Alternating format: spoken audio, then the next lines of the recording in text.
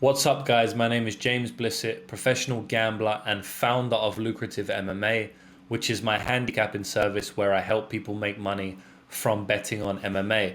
And it's been a good ride so far in 2023. We've made a lot of money, and I'm planning to do it again this week. And I'm going to be speaking to you about the main event of the upcoming UFC card, Ryan Spann versus Nikita Krylov. This is the main event for UFC Vegas 70. There's been 70 events by the UFC in Vegas over the last few years. And if you remember, they started naming their shows UFC Vegas 1, UFC Vegas 2, UFC Vegas 3 when there was a certain pandemic going on. And shout out to the UFC for that, because they allowed me to make money when a lot of the world was shut down and a lot of the world wasn't able to make money. I was still able to make money from the bookies because they still held events even during this crazy time that we went through in the world, right? So shout out to the UFC for that. Shout out to them for keep putting out an event every single week. It seems like every single week they have an event. And they've got another decent to below average one this week. Last week was absolutely horrendous. That was probably one of the worst events I've seen in the last 5-6 years from the UFC. This event looks a lot better. The fights are a lot more high level. It's still not a great event, but the fights are a lot more high level. And we're going to be speaking about Nikita Krylov versus Ryan Spann. We'll go through the whole fight. I'll break it down from a technical standpoint, and I'll see if there's anywhere we can make money from this fight, right? I'll speak about Ryan Spann first, because he's a fighter that I have a good read on, in my opinion. I've bet against Ryan Spann a few times, and I've bet on Ryan Spann a few times.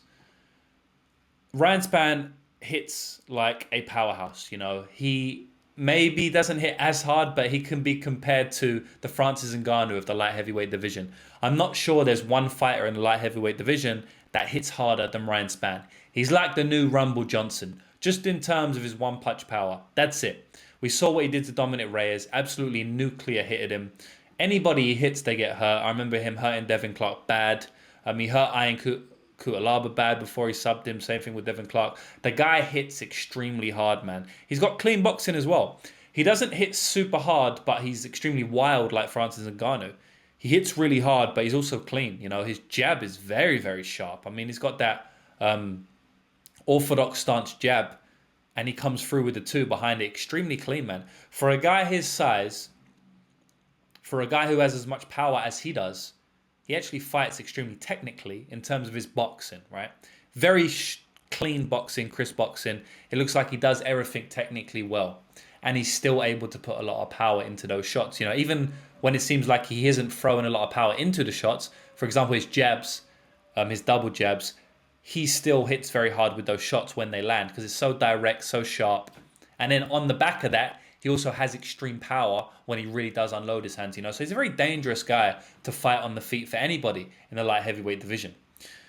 When we talk about his grappling, he has terrible takedown defense. You know, really, really bad takedown defense. Anybody can take him down. Gusta Wing can take him down. You know, you don't... I think partly it comes down to his balance. He just doesn't control his balance well, which is interesting because in the boxing front, it seems like he does do that. You know, the way he sits down on shots, but when it comes to the wrestling, he just doesn't have his balance under him. You know, he pick his leg up and he goes for a ride. You know, one sweep and he seems like he's going on the floor. He doesn't have very good takedown defense, in my opinion. Devin Clark got him down multiple times. Ian Kutalaba threw him about. He's been taken down many, many times, right?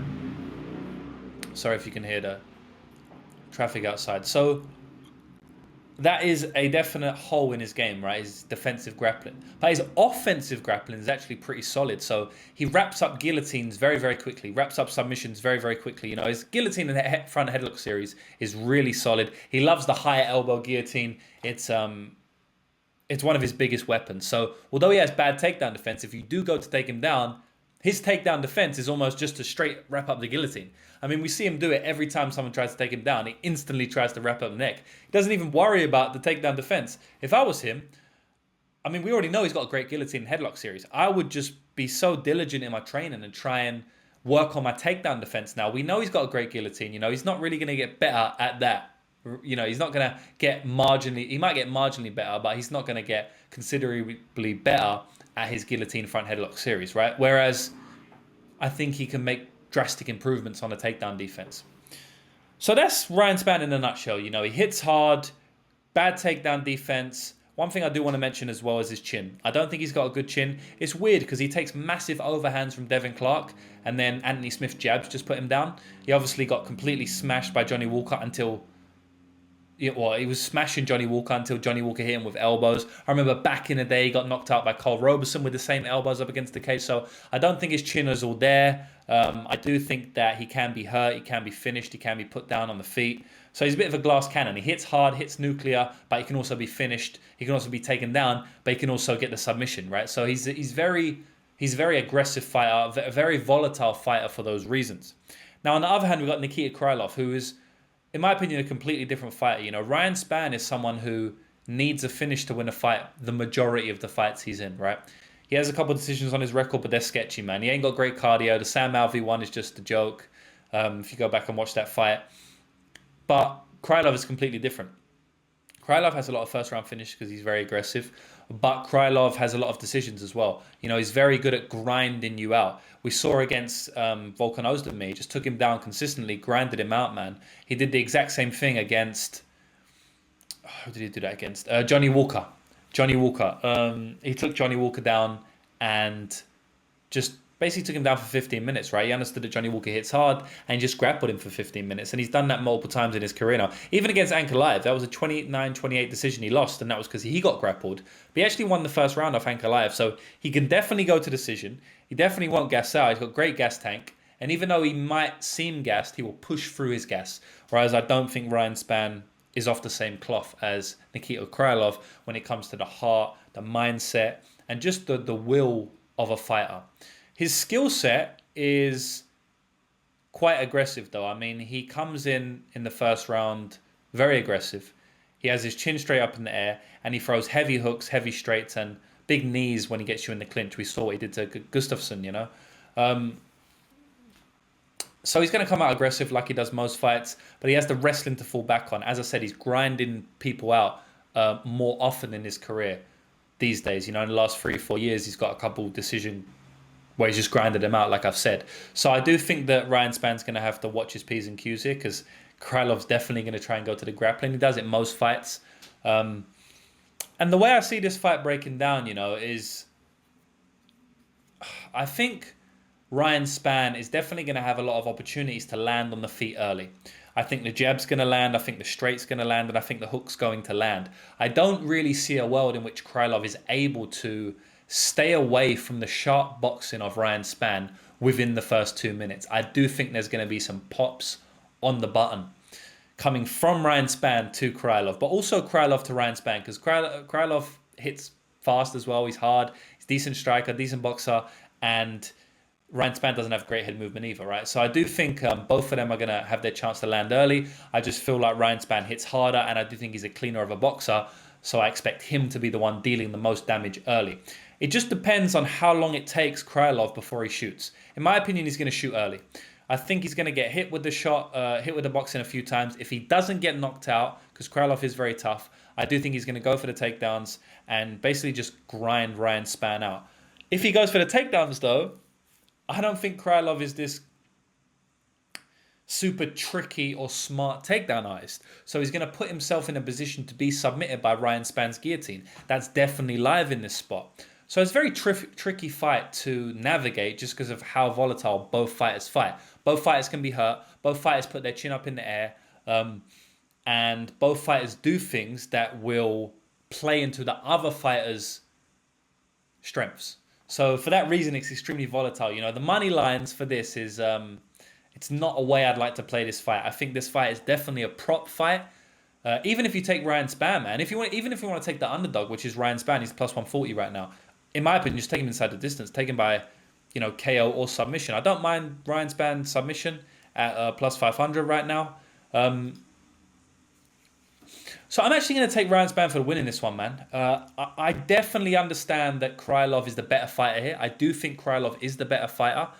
But I just feel like, one, he can get hurt on the feet, and Ryan Spann can hurt anyone on the feet. And then two, if he does shoot takedowns, which in my opinion he has to do to win. Like, I understand he could get a knockout early because Ryan Spann has a bad chin. But in my opinion, he will go for the takedowns because he's going to get hurt early. And if he does do that, I'd really, really rate Ryan Spann's guillotine. So because of those two reasons, I'd much rather side with the dog here at plus 140 than to lay a minus 170 juice on Nikita Krylov. And I'm actually outright just going to pick Ryan Spann here. It's a close fight, don't get me wrong. I understand why you would favor Nikita Krylov, but in this specific spot, I think Spann can get it done. And I'm actually leaning more to a Spann submission. I think he's going to hurt him on the feet in the first round. And I think Nikita Krylov's going to panic shoot. And Ryan Spann loves a panic shot. He absolutely loves a panic shot. He did it to Devin Clark and he did it to Ian Kutalaba. You know, he subbed them both. So I think he can get another submission here. That's it. I'm going to go with Spann for the submission win. So that's the whole breakdown. We've been doing very well on our breakdowns in 2023. I think we're undefeated, or if not undefeated, I think the only one we have lost one, which is Alexander Volkanovski. But I mean, actually, I predicted Islam Makhachev to win the fight, but I said Alexander Volkanovski's an amazing bet at plus 300. So we are actually undefeated. I'm pretty sure I outright picked Islam. I know I definitely did. I just don't know if I did that in my prediction video, because I remember I was very heavy on saying bet on Alexander Volkanovski in this spot. So I'm just wondering how I worded it. But I know I picked Islam to win in that fight. So, yeah, I'm just having a look now. The first main event of the year, Nassourdine Imavov versus Sean Strickland. So I gave out Sean Strickland to win in that fight. I picked Sean Strickland to win. Glover Teixeira versus Jamal Hill. I predicted Jamal Hill to win in that fight. I actually bet on Jamal Hill as well. Obviously, he dominated. Sergey Spivak versus Derek Lewis. I predicted Spivak to win, to finish in under 3 rounds, and he did it. Makhachev Volkanovski, I predicted Makhachev to win, but said Alexander Volkanovski is a great bet, and I believe that he was. And then Aaron Blanchfield versus Jessica Andrade. I said it's a very close fight, but I'm betting Aaron Blanchfield at plus 135. So we've been doing amazing. We're actually undefeated on main event breakdowns this year, so I'm hoping I can go at it again with another underdog. I've give out underdog last time out with Aaron and Blanchfield, so hopefully we can do it again. But that's it, guys. Pretty quick breakdown of the fight, 10-minute breakdown. I don't know if I'm going to have any bets on this fight personally.